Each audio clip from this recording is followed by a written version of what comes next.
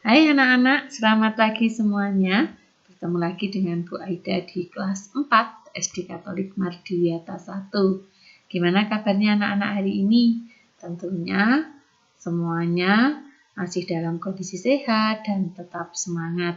Anak-anak, sebelum pembelajaran hari ini, marilah kita bersatu dalam doa. Kita berdoa bersama-sama agar apa yang akan kita pelajari hari ini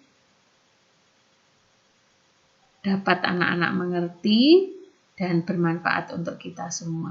Mari kita bersatu dalam doa. Dalam nama Bapa dan Putra dan Roh Kudus. Amin. Dikasihilah hati kudus Yesus di seluruh dunia untuk selama-lamanya. Allah Bapa di surga, kami berterima kasih atas waktu yang boleh kami terima ini. Terlebih kami bersyukur atas kesempatan belajar yang Kau berikan. Kami mohon kepadamu ya Tuhan, supaya Engkau menerangi akal budi kami, agar kami dapat menerima pelajaran dengan baik. Berilah kami kekuatan, agar dapat memahami pelajaran yang akan kami pelajari hari ini. Bunda Hati Kudus, doakanlah kami dalam nama Bapa dan Putra dan Roh Kudus. Amin. Terima kasih anak-anak sudah mengikuti doa dengan baik. Tidak bosan-bosannya Bu Aida selalu ingatkan, sebelum belajar dipersiapkan alat tulis, buku, HP atau laptop yang digunakan untuk belajar, dan selalu mengecek Google Classroom mulai materi, latihan, dan tugas-tugasnya setiap hari. Dan juga sebelum belajar pastikan anak-anak sudah mandi, bersih diri, berpakaian yang rapi, dan siap untuk pembelajaran hari ini. Anak-anak, hari ini kita masih tetap di tema 2, yaitu tema 2, selalu berhemat energi. Dan kali ini kita pertemuan terakhir pada tema 2. Minggu depan kita sudah akan belajar tema 3. Anak-anak bisa siapkan buku tema 3-nya. Subtema 3 yaitu energi alternatif. Nah, anak-anak, kita hari ini akan belajar muatan IPS tentang mengidentifikasi pemanfaatan sumber daya alam. Nah, kita akan mencari tahu pemanfaatan sumber daya alam terutama untuk kesejahteraan masyarakat. Yuk kita belajar bersama-sama. Perlu diingat anak-anak, sudah pada muatan IPA sudah dijelaskan oleh Bu Aida dan Bu Arum pada subtema sebelumnya. Sumber daya alam itu dimanfaatkan manusia untuk memenuhi kebutuhan, termasuk kebutuhan pangan. Nah, manusia memanfaatkan sumber daya yang ada di alam untuk memenuhi kebutuhan pangannya. Nah, manusia membutuhkan makanan. Kenapa manusia membutuhkan makanan? Karena makanan ini sebagai sumber energi manusia. Untuk memperoleh energi dalam tubuh manusia, kita memerlukan makanan supaya kita bisa beraktivitas. Salah satu makanan pokok di beberapa daerah di Indonesia selain nasi adalah jagung. Nah, jagung itu juga salah satu makanan pokok beberapa daerah di Indonesia. Contoh olahan jagung adalah ada jagung bakar, berondong jagung, sayur asam. Nah, ketiga gambar ini adalah contoh olahan jagung. Bisa dipakai jagung bakar, berondong, kemudian sayur asam. Siapa yang suka sayur asam?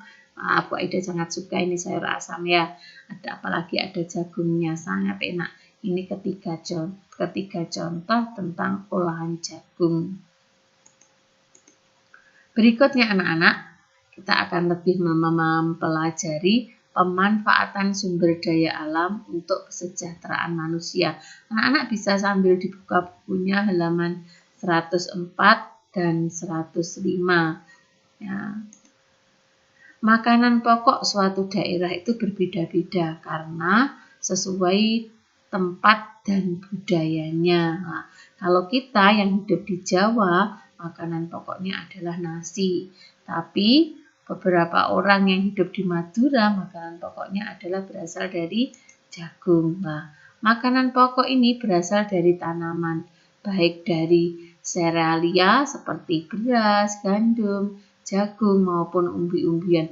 Umbi-umbian itu bisa kentang, ubi jalar, singkong, dan lain-lain.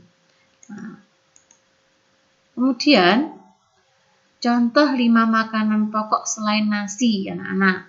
Ada yang pertama adalah sagu di Maluku dan Papua. Masyarakat di Maluku dan Papua ini mengkonsumsi sagu sebagai makanan pokok karena kedua wilayah ini memang kaya dengan tanaman sagu. Makanya mereka menggunakan sagu sebagai makanan pokok. Yang kedua adalah beras singkong di desa Cireundeu, Cimahi, Jawa Barat. Nah, singkong di daerah ini tumbuh di desa Cireundeu sehingga masyarakat di daerah ini menjadikan singkong sebagai makanan pokok mereka. Nah, mereka mengolah singkong menjadi tepung atau beras singkong dan berbagai makanan olahan singkong yang lainnya.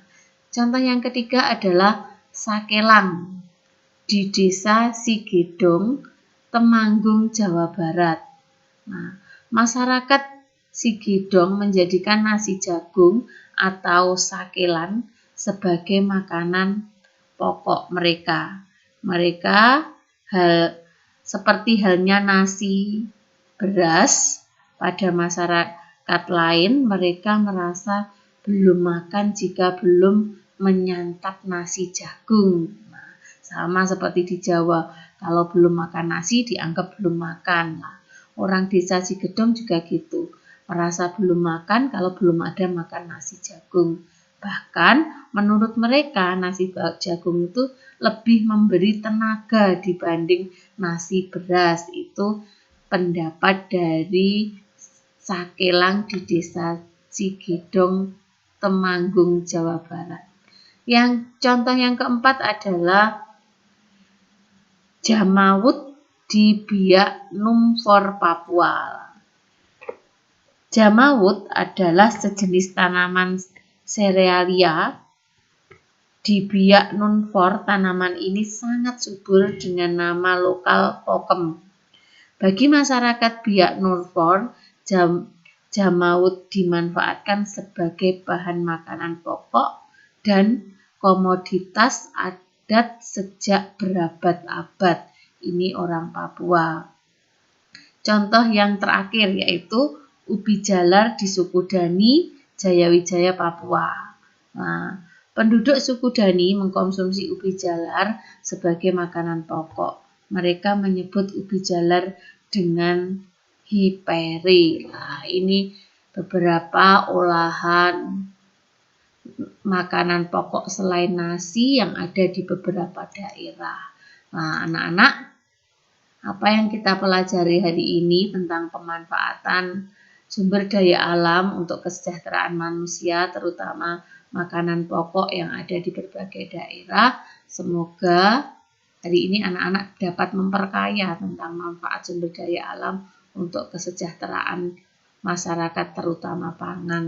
Nah, mudah-mudahan anak-anak bisa mengerti dan mudah-mudahan juga anak-anak tetap sabar, menurut kepada mama yang sudah mengajarinya di rumah.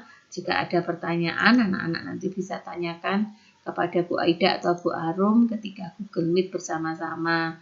Semoga hari ini merupakan hari yang indah untuk kita semua. Dan semoga anak-anak dapat lebih paham dan dapat mengerti materi hari ini. Terima kasih sudah belajar bersama Bu Aida dan Bu Arum. Tuhan Yesus memberkati. Bye-bye.